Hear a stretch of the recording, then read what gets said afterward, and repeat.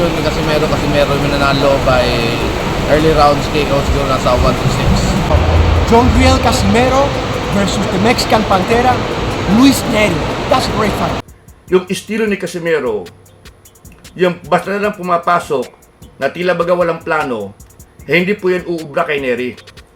I think Casimero can win this one. Pero pag alanganin yung kondisyon, baka matalo tayo decision. Luis Pantera Neri at John Riel Cuadro Alas Casimero, ang pagtutuos ng dalawang dating kampiyon. Ito ay isang magandang match-up dahil parehong may napatunayan ang dalawang boksingero. Si Luis Neri ay dating 2-division world champion dahil nakasungkit siya ng titulo bilang WBC Bantamweight Champion at WBC Super Bantamweight Champion. May kabuo ang record na 37 wins, 2 losses with 28 knockouts. At siya ngayon ay currently ranked number 4 ng WBO, ranked number 5 ng WBC, at ranked number 8 ng IBF at WBA. Samantalang si John Riel Cuadro Alas Casimero ay may record na 35 wins, 5 losses, 1 draw with 24 knockouts. Bagamat hindi na siya pasok ngayon sa world ranking, pero respetado pa rin si Cuadro Alas dahil siya ay isang 3-division champion at nakasungkit siya ng titulo bilang IBF Junior Flyweight Champion, IBF Flyweight Champion at WBO Bantamweight Champion. Pareho rin na may history sa pagiging overweight sina Casimero at Luis Neri. Kaya sa kanilang paparating na laban, marami ang nagtatanong kung sino kaya ang magwawagi. Ano nga ba ang posibleng gagawin ni Casimero upang magkaroon siya ng tsansa na mapatumba si Luis Neri? Pakinggan po natin ang prediction ng iba't ibang mga boxing personalities. Doc J pala to. Prediction ko sa Casimero versus Neri is pagtingin ko maganda kondisyon ni Casimero kasi meron yung nanalo by early rounds KO siguro nasa 1-6.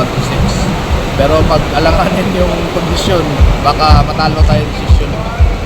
Tingin mo coach, silang dalawa hindi ba sila mahirapan sa timbang knowing their history na yung overweight nila? Depende na sa kanila yun, pero hindi naman pinag-usapan yung timbang, pinag-usapan yung style lang talaga, yung ano nila, pag-clash yung dalawang style.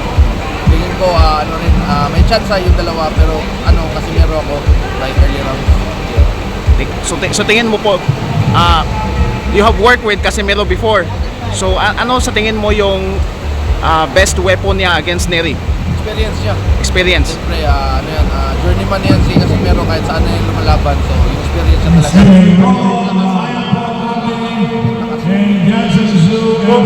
Kung matatalo niya si Neri, tingin mo pwede nang ilaban kay Inoue? Depende. Mahabang usapan pa yan sa management na yan. Maraming salamat coach. Thank you. Wow. John Riel Casimero versus the Mexican Pantera, Luis Neri. That's a great fight. That's a great fight. 10th rounder in Japan. I think Casimero can win this one. But the Mexican is very tough. He can punch hard. He knocked down Inoue. Wow. It's gonna be a very difficult fight. Two experienced fighters. Both are really committed to win. Both are veterans and power punch. I think Casimero can win this one. But it's not gonna be easy. Laban Pinoy! Okay? Kinakailangan ni Casimero ibalik yung forma niya nung nilabanan niya si Zolani Tete for the Bantamweight Championship. Yun ang kailangan na forma. Yun ang gusto nating makita kay Casimero, yung ganung klaseng forma. Hindi nagmamadali, may approach, may tactical approach mga kaibigan, at kumakaunter. Kasi susugod itong si Neri. Kinakailangan huwag salubungin ni Casimero. Ito ang naging problema ni Naoya Inoue. Masyado siyang kumpiyansa, gigil na gigil, sinalubong niya sa first round itong si Neri at muntik na siyang ma-knockout. Pinabagsak siya sa first round ni Luis Neri in 2024. So nakita niyo mga kaibigan, si Neri ay isang talagang hit-seeking missile. Hindi mo kailangan salubungin. Kailangan gamitan mo ng taktika. Pag merong isang wild na toro na papalapit sa'yo, hindi mo yan sasalubungin.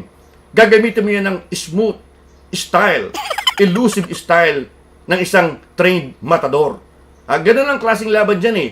Kasi papasok na parang wild na toro itong si Neri. Kailangan, mas smooth ang approach ni Casimero. Patience, like a matador.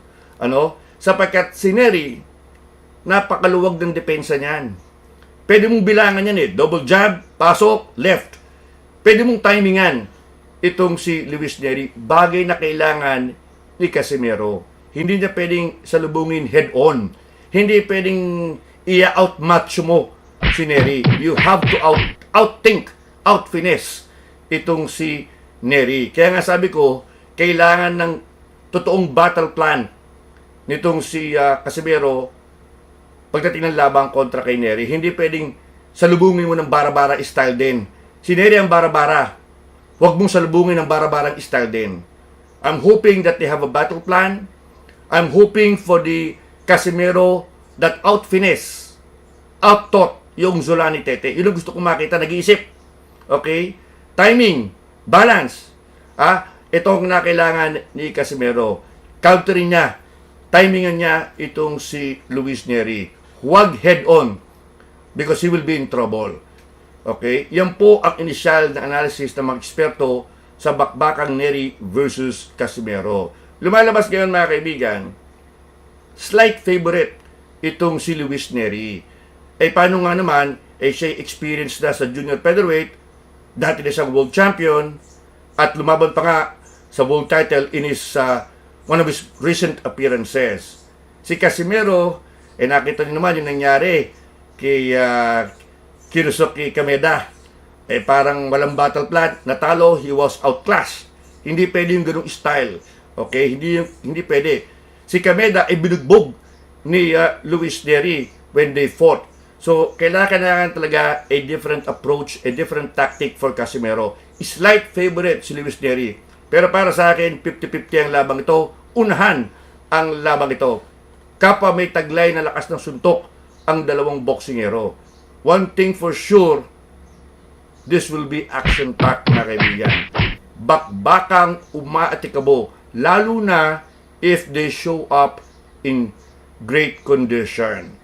Crucial para kay Casimero ang labang ito sapagkat sigurado ako na ngayon pa lamang gusto nang makita ng mga boxing fans how he will perform against Neri.